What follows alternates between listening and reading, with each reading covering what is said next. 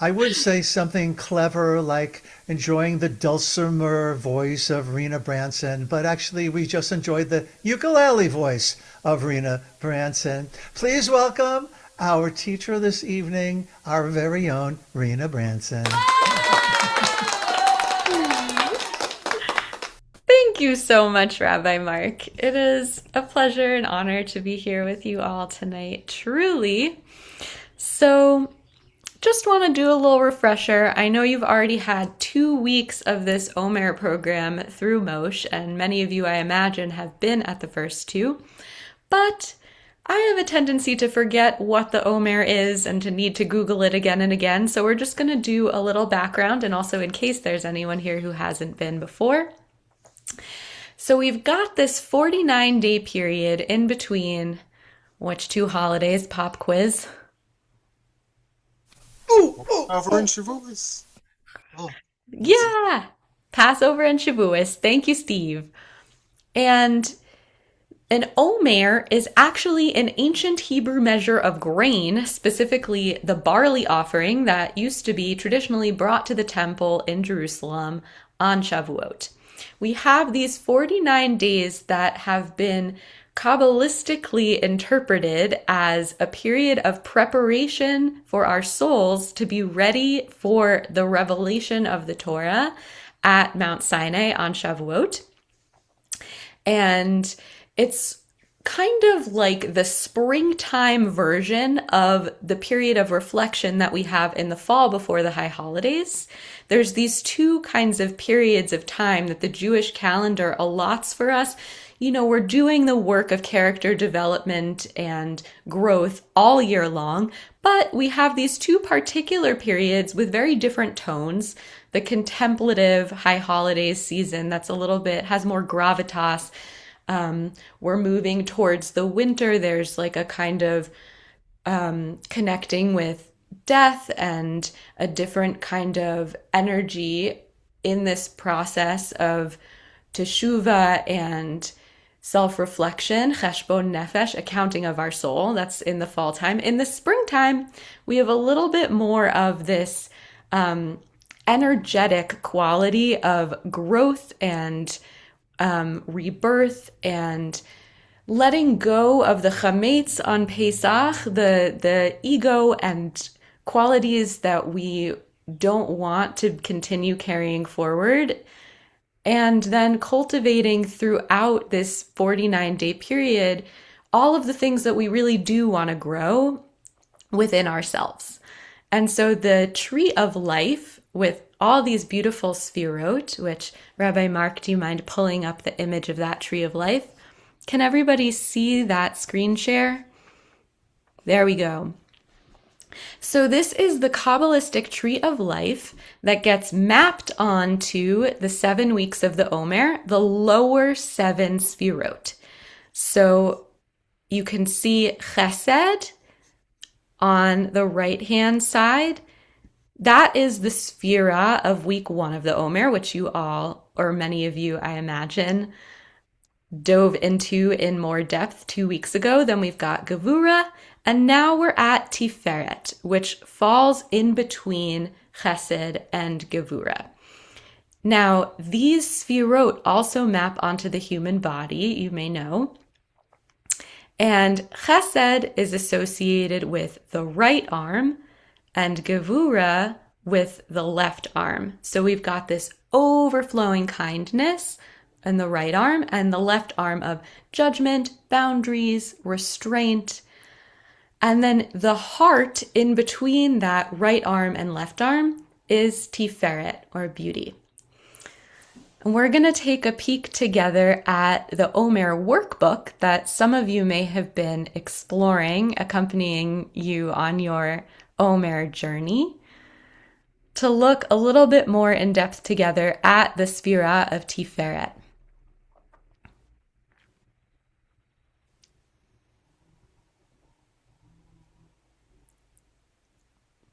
Was all of that clear so far? Are there any clarifying questions? Dan, yes. Hopefully, a quick question. Why Chesed right and Gevura left? Is there a Kabbalistic or a whatever reason for that? Why not the other way around? Yeah, it's very interesting. The right side, Kabbalistically, is associated with the masculine, and the left side with the feminine. And there's, if you think about the imagery of this overflow of chesed and the containment of gevura, you don't have to use your imagination too much to understand why chesed might be associated with the masculine and gevura with the feminine. And so we have chesed on the right side and gevura on the left side. Thank you. Yeah. Would somebody like to read just the first two paragraphs here for Tiferet?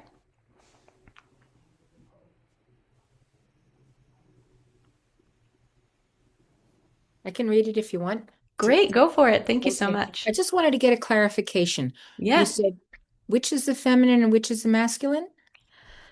The left side, which gevura is on the left side, judgment, restraint, boundaries, containment.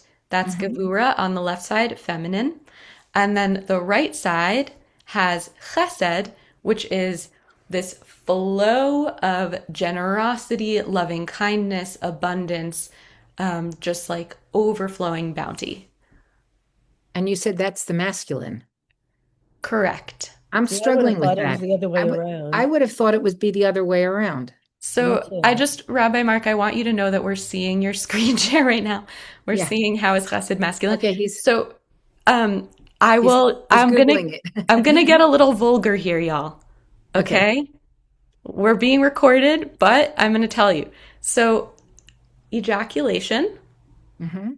flow, flowing, Okay. gevura, feminine, containment, Oh, interesting. yeah, Okay. receiving, That makes more sense. yeah. Gevura, containing like judgment, discernment, what you take in, what you keep out, feminine. Okay. Okay. It was not obvious to me, nor was to Dan. Again, we're aligned, Dan. But okay. Me too. It wasn't obvious to me too. Okay, great. Okay. I'm so So thank glad. you. This is why it's good to ask clarifying Yes. questions. And now Yes. I also Now get I'm a with job you. as a middle school health teacher. I'm so glad.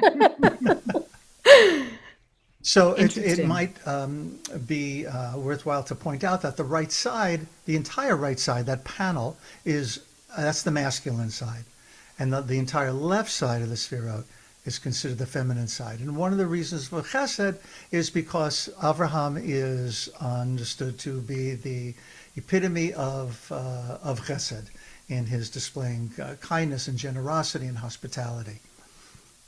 So Even when Avraham he- goes with the spirit Right. of Chesed. Even when he pimped out his wife. But okay, we won't go there. Okay. Already did. And now we are triple X rated. Okay. Valid critique, Shosh. Very Thank you. valid. And saying. Gevura, I believe Gevura is associated with Yitzchak. So it's the feminine side, but we still have a patriarch associated with it. Judaism. Yay! Maybe, again, non-binary. Okay, let's go. I'll read. Go ahead, get out. Love it. I love it. I love MOSh. Y'all are great.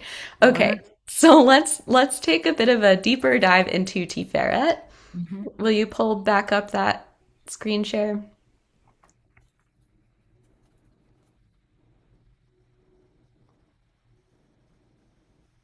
Okay. Just the First first two. Yep. Sure. Okay. Tiferet is the balance or harmony of Chesed and Gevura. And this week is the time to find the middle path between a boundless outpouring of love and the protective boundaries we put up around our hearts. The Sphira of Tiferet is associated with the upper torso and the heart. Finding balance isn't easy. It usually involves a process of overcorrection in one direction before we can settle on a healthy middle. Once you find a sweet spot, you'll know it because it will feel just right. The balance of giving and receiving is compassionate. It acknowledges your own needs and the needs of others. Healthy balance acknowledges the truth of a situation. The beauty of Tiferet is not a physical beauty, but a spiritual beauty. Our spirits are naturally drawn to what we find beautiful. Thank you, Shosh. Sure. Yeah, I'm curious what, if anything, struck you from that passage we just read. Maybe we You can keep it on the screen put it up, just for yeah, if you people could. And to. excuse me for 1 minute. I will be back with MOSh. Okay.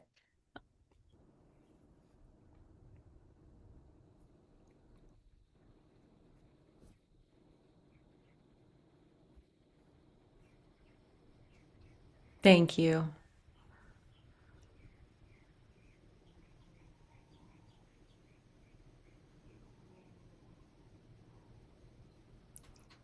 Yes, Dan.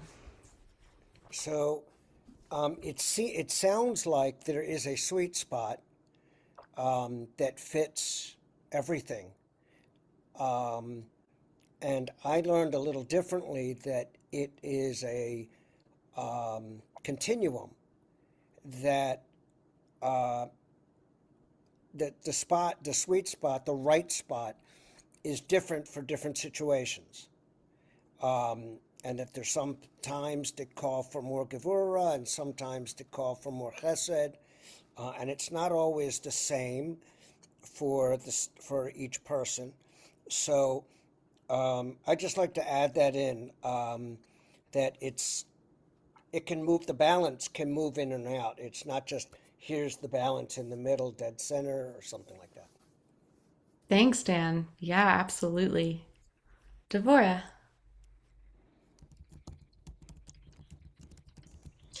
Yeah, I was gonna. I'd never heard that either, the sweet spot. And I'm wondering if we just keep kind of overshooting and going back and forth most of the time instead of finding that calm center. Because Yes. we change a lot, minute to minute even. Yeah. Yeah, and our environments are constantly changing and the demands on us are constantly changing and it's really a practice of finding that balance in the present moment. Am I being called upon to extend myself right now, or am I actually called upon to set a boundary? And is that the healthiest and most aligned approach to this particular set of challenges? I find it very beautiful that Tiferet is the heart in between the right arm of Chesed and the left arm of Gevura, that actually compassion, which is also a translation of Tiferet, is compassion. Real compassion is not just this boundless giving of Chesed. It also requires some Gevura. And I find that if I am in an overextending place and I'm actually building some resentment in a given situation, that's not actually compassionate towards the person who I'm ostensibly helping or towards myself, right? So real compassion has to be that balance, which again, as you are both saying, is not something fixed. It's something dynamic and it's something we have to keep kind of attuning to and feeling into in every present moment in which we find ourselves. So I wanted to offer a guided meditation. Are there Can any I? other thoughts before that? Yeah, I'd like to add something, Yes, which please. is that Tiferet sitting in the middle, we do go back and forth. Tiferet acts as a pendulum, I like to think of it as. And if you think of Psalm 145, in Isaiah, when Isaiah talks about the angels running, Ratz V'Shov, they're running and they're returning, and they're running and they're returning. And there's that dynamic of to and fro, push me, pull you.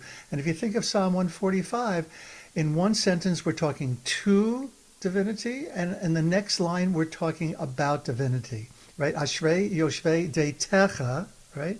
How fortunate we are to be in your home, right? And so there's to the you, and then the very next line, B'chol yom avrachecha v'ha'ala shem chol yom va'ed, we're talking about God. So if you look at Psalm 115, it goes back and forth and back and forth. And that's helpful to me to remember that all of this is, as you say, Rena, it's a dynamic forces that are happening continuously within us and around us. Beautiful. Thank you. Wow, being a human is complex. And very grateful that our tradition gives us these different frameworks to understand our experience and to cultivate more of the qualities that can help us do well in our lives. So I want to invite us to tune into the quality of Tiferet. And if you feel comfortable closing your eyes or lowering your gaze, we'll just spend a few minutes in meditation together. I'll offer some gentle cues.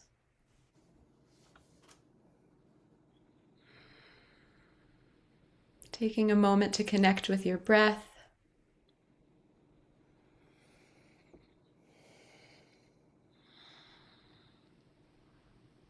Seeing if there's anything you can do to make yourself even 1% more comfortable here where you sit.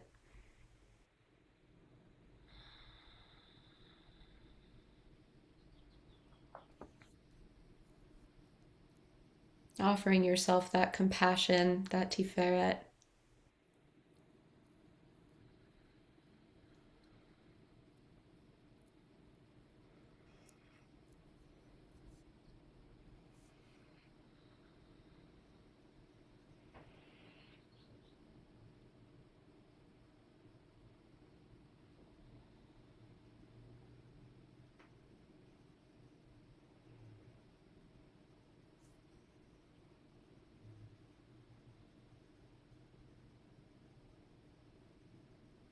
Noticing what thoughts are present, what emotions or sensations may be arising,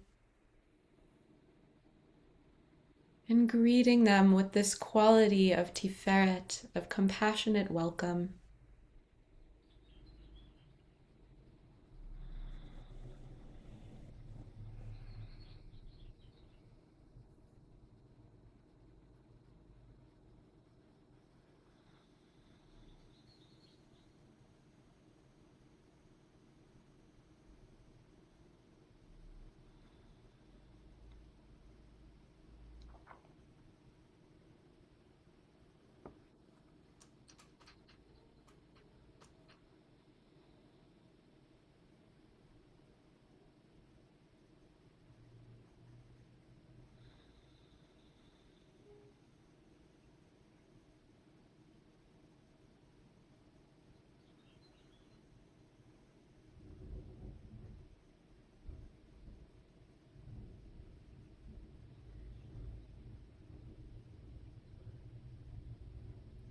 I invite you, if you'd like, to place a hand on your heart, tiferet, the heart. Feeling what is present for you. When you place a hand on your heart, what does that bring up?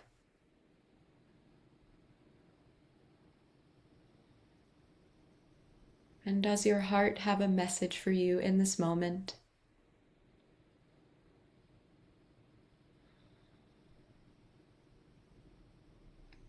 If it doesn't, that's okay too.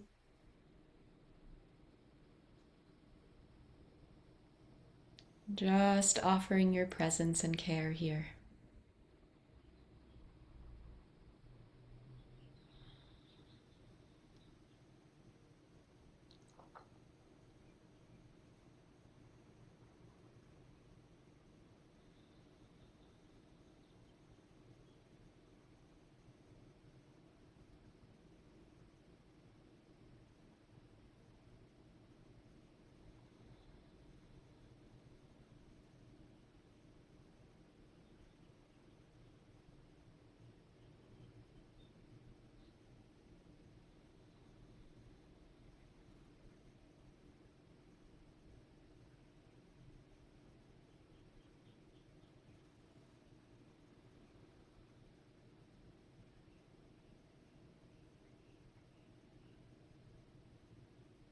And bringing your awareness back to your breath if it has shifted.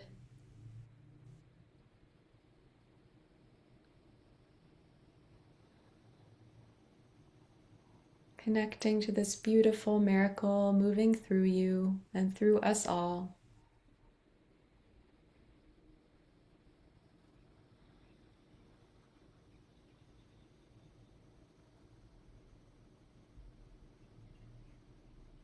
This amazing tool that can bring us back into balance, back into harmony.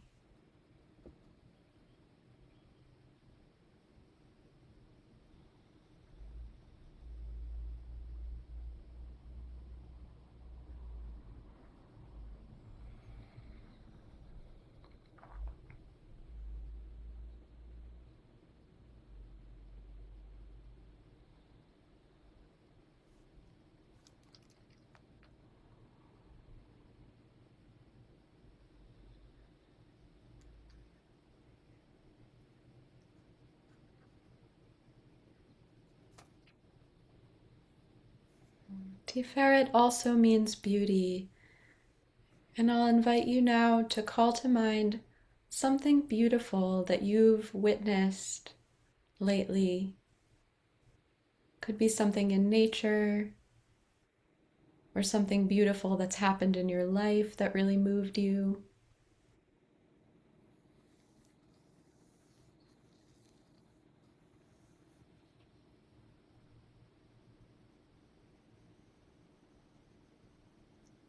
Taking a moment to bathe in that beauty with appreciation.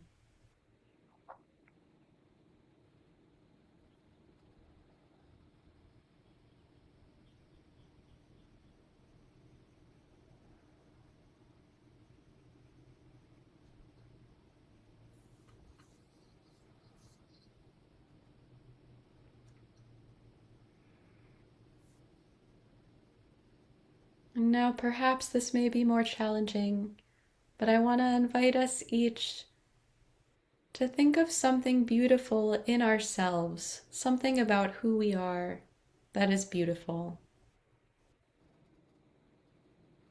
And take a moment to bathe in appreciation for that as well.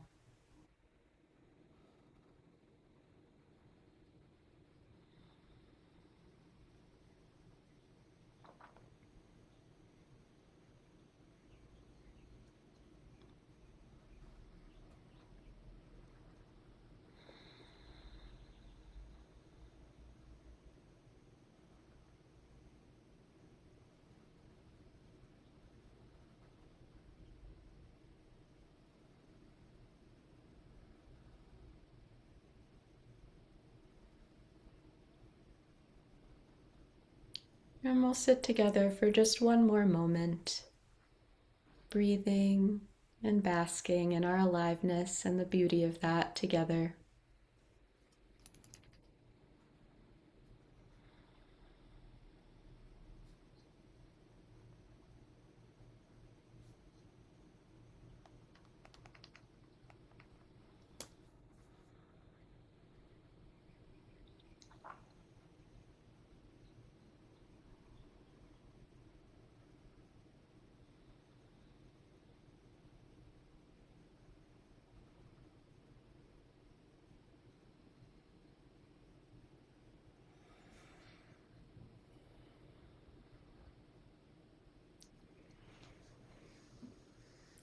And Rabbi Mark, will you share the lyrics of the song I shared with you?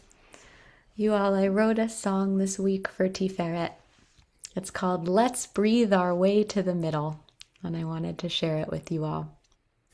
Well, I can also put the words in the chat. why don't you do that, because it's not in that keynote that I created that I showed Great. you before. Here you go, everybody. It's in the chat. It goes, let's breathe our way to the middle. Boundaries and generosity. Let's try that. Let's breathe our way to the middle. Boundaries and generosity. Let's breathe our way to the middle. Action and rest, pride and humility. Let's try those second two lines. Let's breathe our way to the middle. Action and rest, pride and humility. Back to the top. Let's breathe our way to the middle. Boundaries and generosity. Let's breathe our way to the middle. Action and rest, pride and humility. Second part. Let's breathe our way to the middle. Gently and slowly tending our fear. Let's breathe our way to the middle. There's no rush, it's already here. Let's breathe our way to the middle. Gently and slowly tending our fear. Let's breathe our way to the middle. There's no rush, it's already here. Let's breathe our way to the middle. Boundaries and generosity. Let's breathe our way to the middle. Action and rest, pride and humility. Let's breathe our way to the middle. Gently and slowly tending our fear. Let's breathe our way to the middle. There's no rush, it's already here. There's no rush, it's already here. Here. Thank you all for singing with me. So I'd love if we can do a go around and share. You don't have to, but you're invited. Share what came to mind when I invited you to think of something beautiful that you've appreciated lately out in the world or in your life, and something beautiful within yourself. So those two prompts, something beautiful in the world or your life, something beautiful in yourself.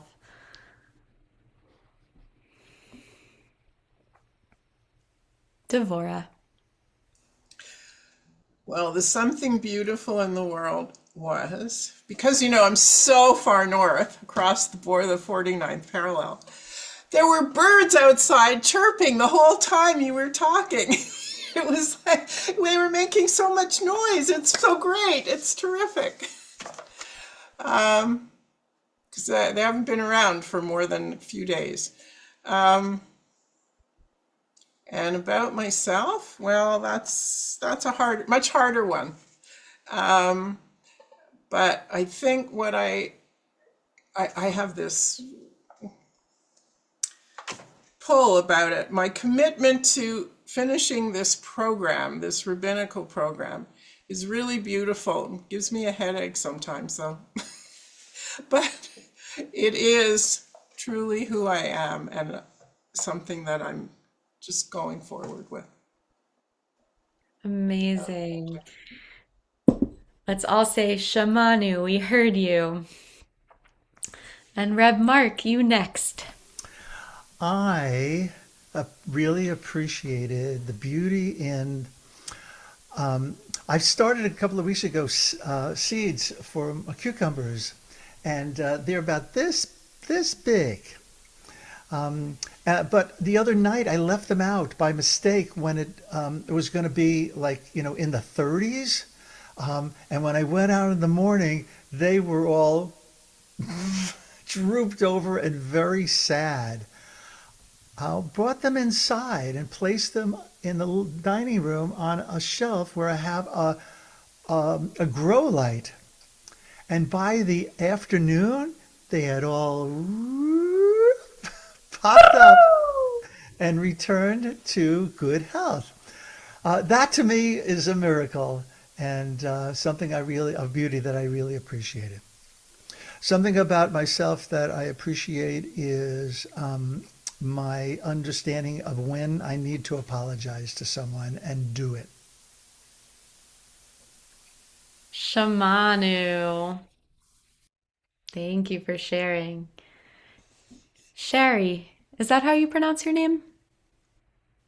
Yes, that's right. Hi. Hi, everyone. Hi.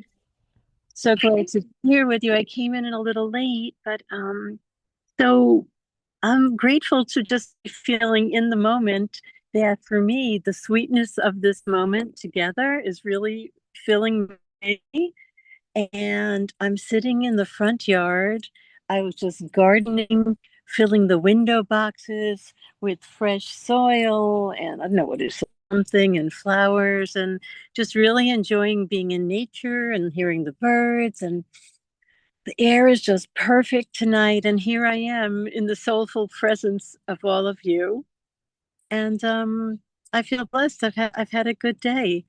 And the thing about myself is, gee, it feels so conceited, right? The thing about myself is that I am truly a kind person who always wants the best for everyone and wants people to feel loved.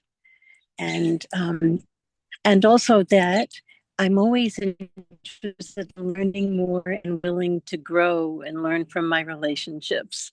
So that's the story. Thanks for all my familiar faces and new faces here. Uh, Gibarti. Shamanu. Thank you, Sherry. Beautiful. Janet.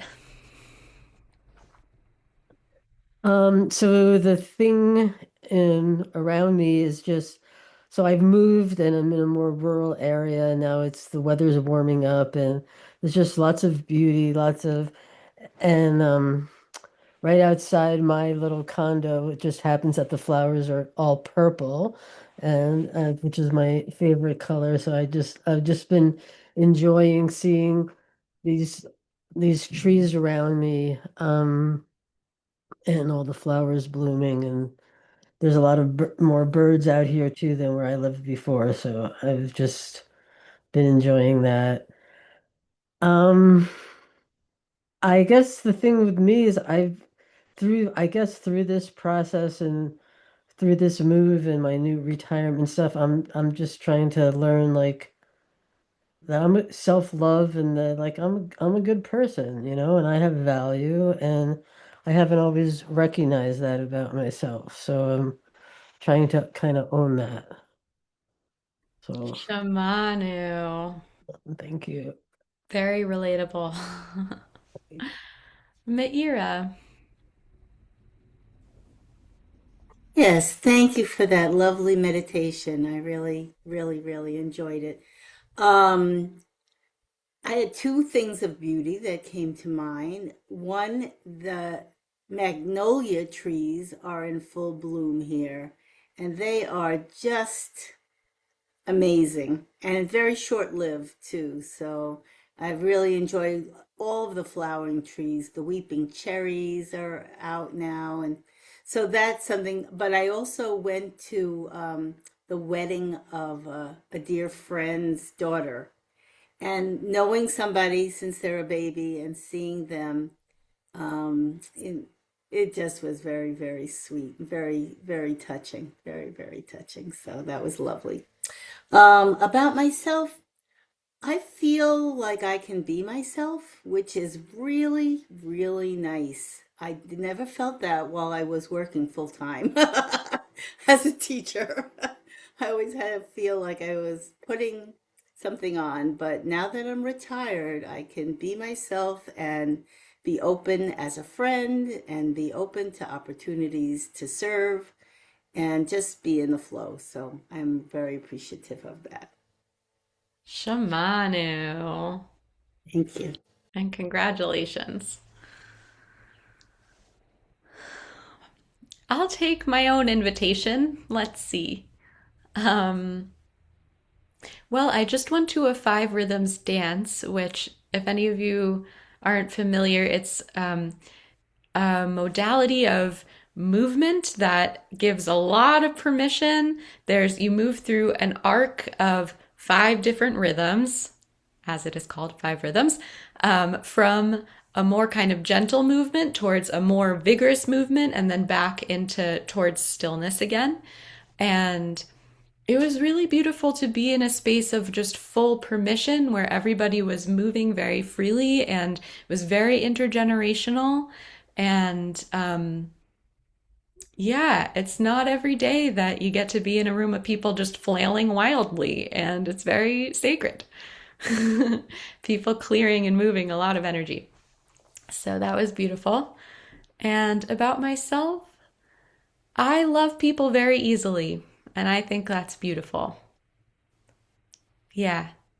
Even people who I might struggle with aspects of their personality that cause friction for something inside myself, I still love them.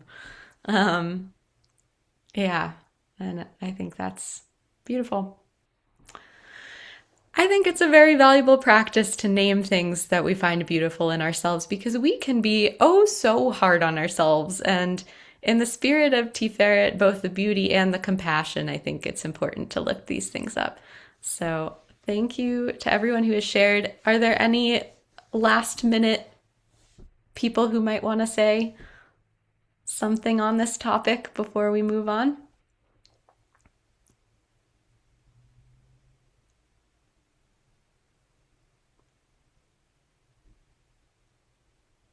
All right, well, you're all beautiful to me. So now we're going to shift our focus to the specific quality of this day that we're moving into as night falls of the Omer, which is Malchut Shebetiferet. Now, I imagine you're already familiar with this, but just in case, I'll say each week of the Omer has a theme. 7 Sfirot, 7 weeks, and there are also 7 days in each week. It's a fractal situation. And so each day of each week has its own quality within the broader quality of that week. And we move in the same order of progression, Chesed, Gevura, Tiferet, etc. So tonight we are moving into Malchut Shebetiferet. And I'll ask Rabbi Mark to screen share from the Omer workbook again. Wow, that was so fast. Thank you. And would somebody like to read aloud both these kind of thought bubbles that have handwritten translations of Malchut and of Tiferet here, and then the teaching underneath it? I'll I try. can read. Oh, go ahead, Steve.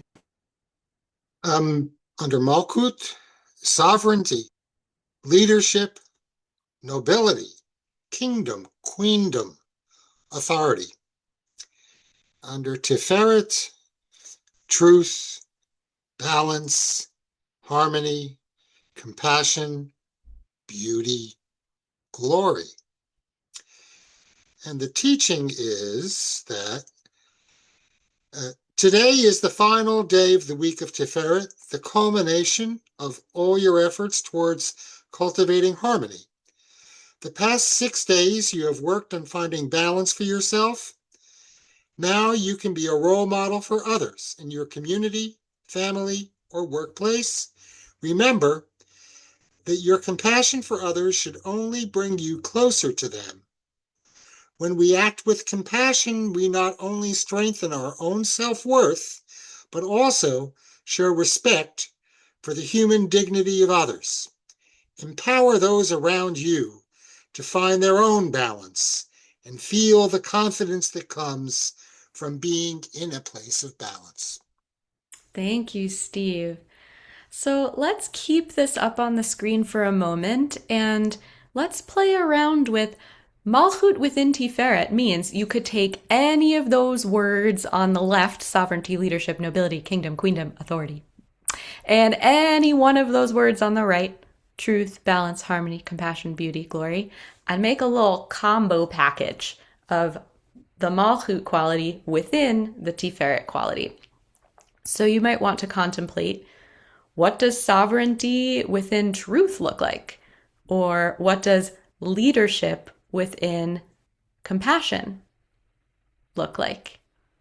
So take a moment just marinating in these words. thinking about which combination resonates for you tonight.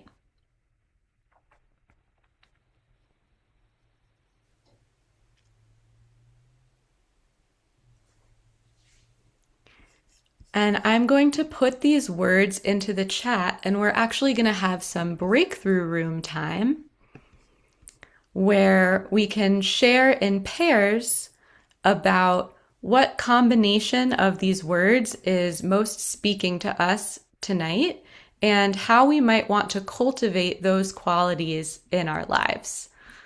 So we'll take a moment for Rabbi Mark to set up the breakthrough. Oh my gosh, I have to put a quarter into some jar in the breakthrough rooms. And I'll put this prompt in the chat so that you can refer to it.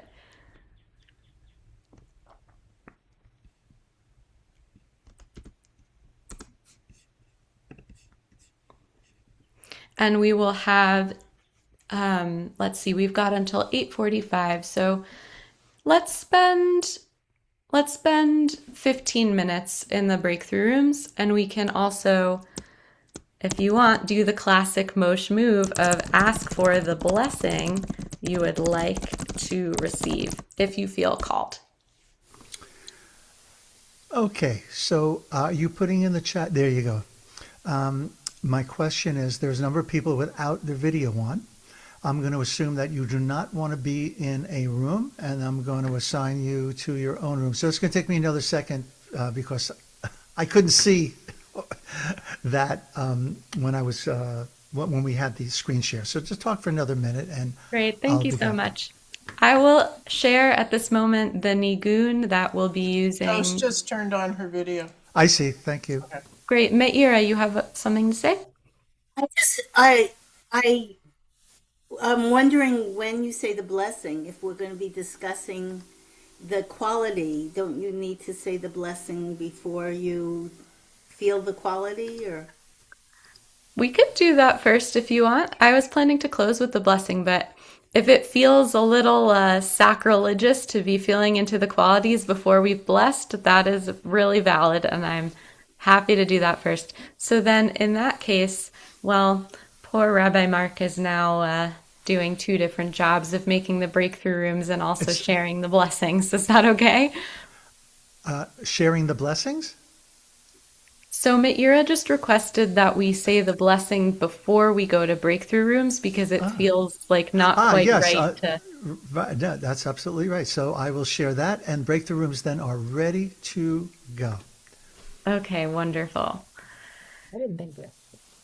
L'shem yichud kudsha brichu shchintei hineni muchan umezuman lekayem mitzvat aseh shel sfirat haomer shel sfirat haomer shel sfirat haomer shel sfirat haomer Sheva Shabbatot Temimot tiyena Sheva Shabbatot Temimot tiyena Baruch atah Adonai Eloheinu melech haolam Asher kiddushanu b'mitzvotav etzivanu al sfirat haomer al sfirat haomer al sfirat haomer al sfirat haomer Hayom echad ve'esrim yom shehem shlosha shavuot la'omer Malchut Shevet Tiferet. Thank you, Rabbi Mark, and thank you, Meira. And thank you all for engaging in the breakthrough process. I'm curious to hear back if anyone wants to share from your own experience something that arose in the breakthrough room for you. Perhaps a combination of two of the words, the possible meanings of Malchut and Tiferet, that struck you, and anything else that came to mind. Dan. So I struggled. First of all, I struggled with the whole idea of Malchut. Um, it sounds very controlling, top down, hierarchical. Um, I mean, there's leadership, which is good. Um, and so, I mean, what I thought was that Tiferet balanced by, or that Malchut balanced with Tiferet. In other words, you're going to have Tiferet. Now, what can we do with Malchut? And your leadership and all this has to be informed by and led by Tiferet. But I also then got confused, and maybe these are questions then. What's the difference between Tiferet Shebe Malchut? The opposite thing like this. How do you define that? And then was sort of struggling with, I don't really get or understand Malchut. Is it easier to understand Shekhinah, the feminine presence? And yes, but even that, it was hard to fit in. What feminine presence? What does that mean? Especially with the left arm, right arm idea. And the last thing was, now I lost my train of thought, so I'll just, Debarty. Shamanu, thank you, Dan. Thank you. Anybody else like to share? Shosh and MOSh. Yeah, we were actually, and MOSh sat this one out, but with the partner and I in the room, which was lovely to meet somebody new. And we were both landed on there were a lot of words under Malchut, there were a lot of words under Tiferet. And we both landed on leadership and compassion as the English. And we kind of were discerning between what that meant to us. And like Dan, also playing with the leadership within compassion as differentiated from compassion within leadership. And we netted out was, or at least I, speaking to this point, I should not presume to speak for my partner, but the compassion within leadership comes later, obviously, Malchut being the last Svirah. So that'll come later. And that's, I think, more where you want to be sure that your leadership is grounded and has a lot of compassion with it. The thing that is many of us feel is sorely lacking in the world today. But where leadership within compassion, I think, and I'd love others if they have want to comment on it, is the flip. And it's starting with your compassion and then extending it out and leading with it and leading from a base of compassion and sharing it and informing others and guiding others through compassion. That was where we netted out on that differentiation, but open to any other thoughts. Love any other thoughts. Beautiful. Thank you. Steve. For the benefit of Rabbi Mark, the second question that you gave us for the breakthrough rooms, is there an area of your life where you'd like to practice cultivating more of these qualities? Dan and I were in the room together. The one that stood out for me was truth. Give me some truth, just like John Lennon sang on the Imagine album. I'm sure Rabbi Mark knows that song. Lovely. Thanks for bringing in John Lennon. Any other reflections or sharebacks?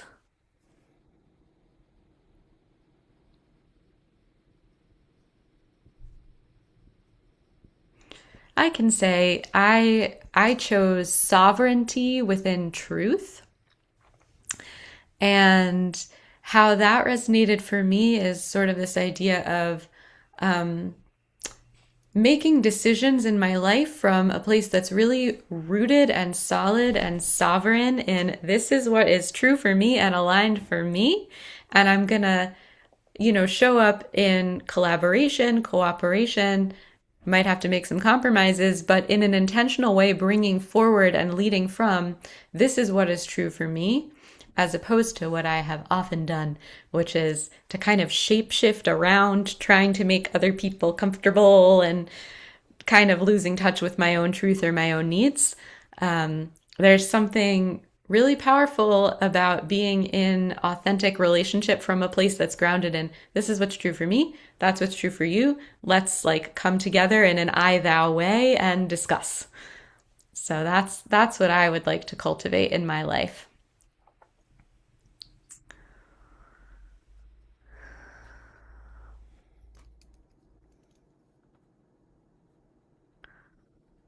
All right. Well, if there are no further shares, oh, Rabbi Mark is unmuting. I was unmuting only to say that there's no rule that says that we need to go to 8:45 on Wednesday nights, but rather to feel that I think that we got to a chatimah. The wonderful sharing. I'm always so grateful of the collective wisdom in this room and everyone's willingness to share a little bit about themselves. Renee is about to go this weekend. She's serving as kind of like an artist in residence for a group of women at a women's retreat, and I was helping her plan before. And what arises in me now is like, how do you get to this point? So these are a group of women. There's about a dozen of them who may or may not know each other very well. And isn't this how you would love to meet people? Really meet people in their truth, in their vulnerability, in their honesty, in their isness, who they are. And what we're struggling with and what we're proud of and all of that stuff. I mean, we covered all of that tonight with your loving guidance, Rena. So I thank you so, so much for being you and for creating this sacred container this evening for us to explore the last night of Tiferet. Devorah? Rabbi Mark, I was thinking the same thing on Shabbat. As I sat back after, towards the end of the service and after our breakthrough rooms and all the things we'd been on our Shabbat journey, and wondering how I landed in this amazing community that does exactly what you just described, and how it's been created with your guidance to become this caring, sharing, honest community. It's just, I feel like, well, I don't want to say that. I was going to say died and gone to heaven, but no, that's not. But I feel like I'm like so lucky. I'm so fortunate to be in this place where I just feel so right. And thank you.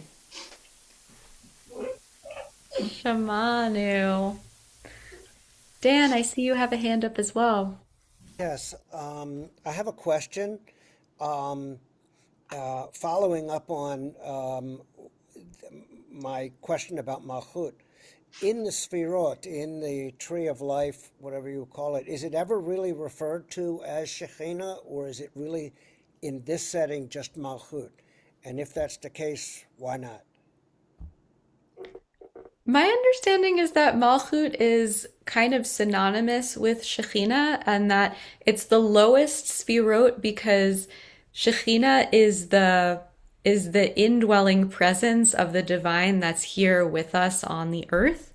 And so there's also a quality, the Omer workbook translates it as kingdom, queendom, leadership, sovereignty, authority, but I've also understood Malchut to be manifestation, that it's really the fully bringing down to earth into Gashmias, into presence, physical manifestation.